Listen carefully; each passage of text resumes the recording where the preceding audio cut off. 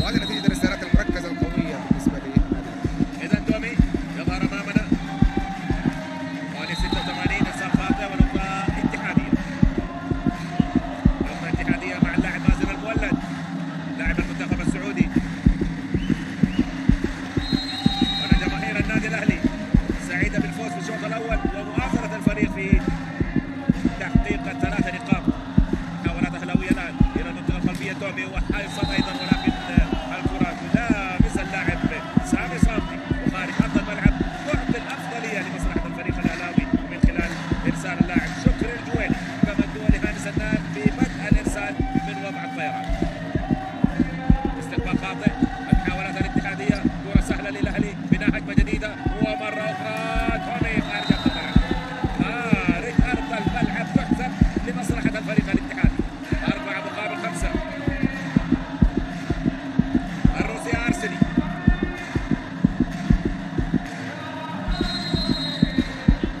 لاعب نادي الترجي سابقا ومنياس أيضا مترين و5 سنتي هذا اللاعب. إرسال قوي ساحق ولكن أيضا إرسال خاطئ. إرسالات خاطئة كثيرة حتى الآن 2 الاتحاد 1 الأهلي، لكن برضه أيضا في عدم تركيز من ملعب الاتحاد سواء في الإرسال أو في الاستقبال. حتى الآن هل هي بداية كل شوط هكذا؟ وإذا تسعى الفارق الصعوبة إنك تلحق فريق يعني برضه الفريق الثاني فريق لا يستهان فيه. صحيح. الاتحاد بناء هجمة جديدة وضع يا سلام حلو هذا حلوة. هناك عدم تركيز في لعب الإرسالات كلف فريق الاتحاد ربما أكثر من نقطة لمصلحة الفريق الأهلاوي الذي وصل إلى 7 نقاط 5 نقاط. هذا هو صانع الألعاب خليل على الإرسال الاستقبال الإعداد وكرة أيضا وحوار قوي ينتهي من الدوري السعودي للكرة الطائرة بين قوسين للمحترفين. لدينا 12 فريق 12 فريق من كل فريق 3 لعيبة محترفين أي ما يقارب 36 لاعب محترف متواجد في مسابقات الدوري بالإضافة إلى دوري الدرجة الأولى. على فكرة نبارك لفريق نادي أبها صعوده إلى فريق دوري الأضواء دوري الدرجة الممتازة. فريق مميز عملش اللاعب الكرواتي. الاستقبال الاتحادي إلى مركز 4 وسام جاك أسعد عزوز صادق يا وسام. حلو ما زالت عدم وصول الكرة للاعب شيء حيرفع اللعب مفتوح، حيكون سهل العملية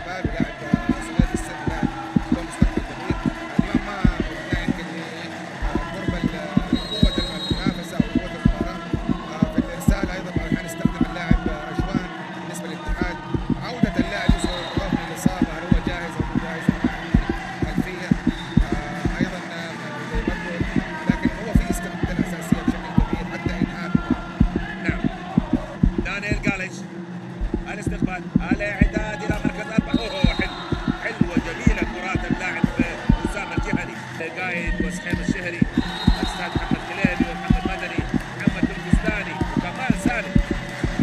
هناك جيل ايضا جيل جمال عسيري واخوان محمد حسن عسيري، سعد اليحيوي، خالد حمدان، عصام موسى، والله اسماء كبيره جدا. محمد ابو السعود وصالح قاسم شقيق الكابتن محمد احمد قاسم رحمه الله عليه، ابو قصي، ناصر. اسماء كبيره استاذ عبد الله. صحيح. والاهلي والاتحاد والناديين النجوم هم نجوم حقيقه، وما زال في نجوم ايضا محليين يعني يبدعون بمهارات المنافسه. اذا العوده الى اجواء اللقاء والتساعد الطائره السعوديه في الوقت الراهن، كره ساقطه، كره حوار فوق الشبكه، وهنا تومي.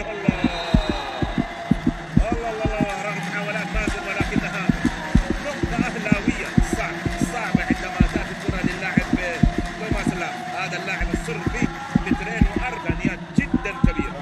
الكابتن رياض الهديلي عارف ايش يبغى من المباراه، وعارف نقاط الضعف والقوه عند الاتحاد، وسير المباراه بشكل كبير جدا. كابتن رياض الهديلي من المدربين المميزين. هذا الشوط ممكن يكون الاهلي اقرب حقيقه بالنسبه للعمل الاداري وهم خبره رحمه الله عليهم على الاتحاد واللي موجود. الله يعطيهم طول العمر والصحه والعافيه. نعم. اذا نهايه الشوط الاهلاوي الثاني 25 مقابل 15. لم يكن هناك فارق كبير بين الشوط الاول والثاني، 25 19 25 18. يمكن السيناريو زي ما تفضلت ابو محمد كان بالنسبه للاهلي. هو فرق بس في المستوى الفني، المستوى الفني بالنسبه للشوط الاول كان اكثر متعه، خصوصا انه كان في اكثر من جمل تكتيكيه في تداول الاول فنيا اكثر متعه واكثر. اذا هذه هي لقطات الروعه والجمال في الشوط الثاني، نتابعها ونعود مره.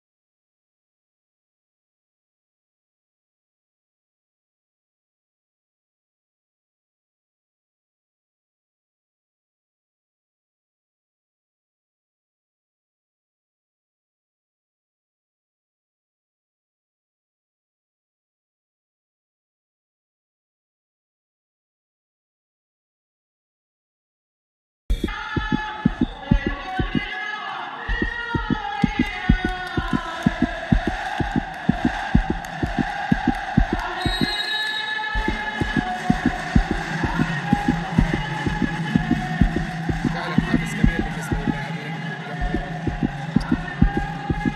وتشجيعهم بالنسبه للاعبين، وهذا ما يتطلب الحضور الجماهيري. ويمكن من اهداف وجود اللاعب الاجنبي هو حضور هؤلاء الجماهير. اذا كالعاده البدايه اتحاديه، ولكن المطلوب الاستمرار من اجل ان تكون المباراه يعني صاحبه ند وايضا توافق بين الفريقين. الاهلي حتى الان هو مسيطر. لعيبه الاتحاد يعرفوا انه هذا الشوط لو راح خلاص راحت المباراه. صحيح. لابد انهم هم يبذلوا جهد مضاعف لعمليه انه حتى لو اخذوا ممكن ياخذوا المباراه اذا اخذوا هذا الشوط. طبعا الفريق النادي الاهلي من تجارب سابقه خلال اسبوعين ابو محمد كان له مواقف محرجه معه. صحيح. الانسان منه، ومره اخرى الاعداد والضربه الصحيحه من مركز ثلاثه. هذا ما تحدث عنه الكابتن تركي مدخلي.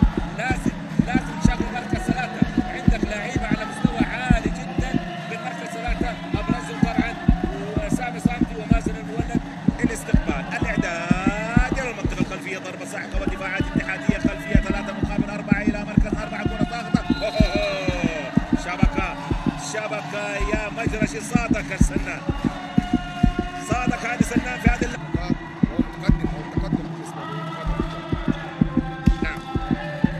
المحاولات قائمه، حوار فوق الشبكه واعداد وتمويه للمنطقه الخلفيه. يا سلام، حلوه خليل، وحلوه ثاني القلب جاء من المنطقه الخلفيه بعد خلخله حوائط الصد الاتحاديه. لا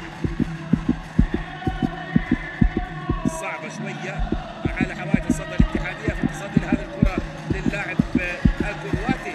صعب جدا. هناك مجرى شيء شكري